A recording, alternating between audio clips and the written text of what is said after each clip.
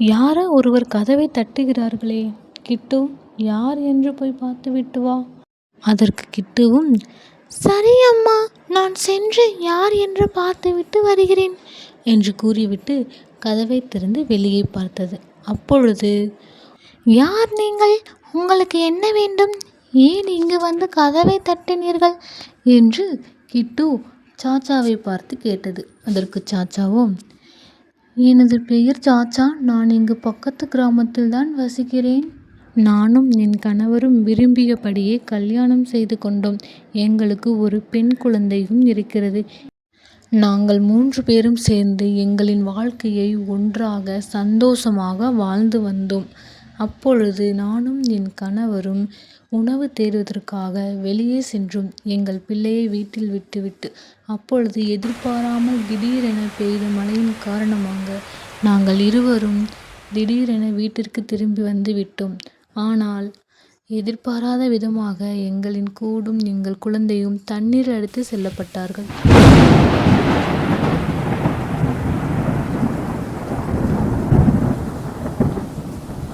அப்பொழுது என் கணவரும் ஐயோ என்று சொல்லி தன் குழந்தையை காப்பாற்றுவதற்காக அந்த ஆற்று நீரில் குதித்தார். என் குழந்தையை காப்பாற்றிவிட்டு அவர் தண்ணியோடு அடித்து செல்லப்பட்டார். ஆனால் நாங்கள் இருவரும் கரையில் நின்று ஒன்றும் செய்ய முடியவில்லை. அவரை எங்களால் காப்பாற்ற முடியவில்லை. நானும் என் குழந்தையும் மழையில் சோகத்தோடு என்ன செய்வதென்று தெரியாமல் ஒன்றும் புரியாமல் நின்றிருந்தோம். அப்பொழுதுதான் நானும் என் குழந்தையும் பறந்து சென்று இந்த கிராமத்திற்கு வந்துவிட்டோம். அந்த மரத்தில்தான் என் குழந்தையும் இருக்கிறது. இப்போது தண்ணீர் தாகம் ஏற்பட்டது. எனக்கு தண்ணி வேணும் அம்மா என்று என் குழந்தை கேட்டதன் காரணமாக உங்கள் வீட்டில் கொஞ்சோண்டு தண்ணி வாங்கிட்டு போலான்னு வந்தேன். ப்ளீஸ் என் குழந்தைக்காக கொஞ்சோண்டு தண்ணி தரீங்களா என்று சாச்சா கிட்டுவிடம் கேட்டது. ஐயோ கடவுளே, நீங்கள் சொல்வது அனைத்தும் உண்மையா? உங்கள் குழந்தையையும் கூட்டி வாருங்கள். ஏன் அங்கு விட்டுவிட்டு வந்து விட்டீர்கள்? நீங்கள் இருவரும் தாராளமாக எங்கள் வீட்டில் தங்கலாம். நீங்களும் உங்கள் குழந்தையும் இப்பொழுது உள்ளே வாருங்கள் என்று கூறிவிட்டு அவர்களை உள்ளே அழைத்து சென்றது கிட்டு. அப்பொழுது ராணிக்குருவியும் காலுக்காகவும் யாரோ வராங்களே என்று சொல்லி வாசலை பார்த்தபோது இப்படி பேசிக்கொண்டார்கள். யார் இவர்கள்? இருவரும் வீட்டிற்குள் வருகிறார்கள். யார் என்று தெரியவில்லையே. அதுவும் அழுது கொண்டு வருகிறார்கள்.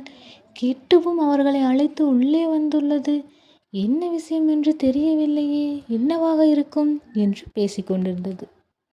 உடனே சோச்சோ குருவி ஜோஜோ காகத்தை பார்த்து, ஜோஜோ, உனக்கு இது யார் என்று தெரிகிறதா என்று கேட்டது. அதற்கு ஜோஜோ காகமும், இல்லை சோச்சோ, எனக்கு இது யார் என்றே தெரியவில்லை. கிட்டு எதற்காக உள்ளே அழைத்து வந்திருக்கிறான் என்றும் புரியவில்லை. இப்படி 4 பேரும் மாற்றி மாற்றி பேசிக்கொண்டிருந்தார்கள். அப்பொழுது மயிலக்காவோ மிகவும் கிட்டுவத்தோடு, யார் இவர்கள்? உள்ளே வர வைத்திருக்கிறாய் என்று கோபமாக கேட்டது.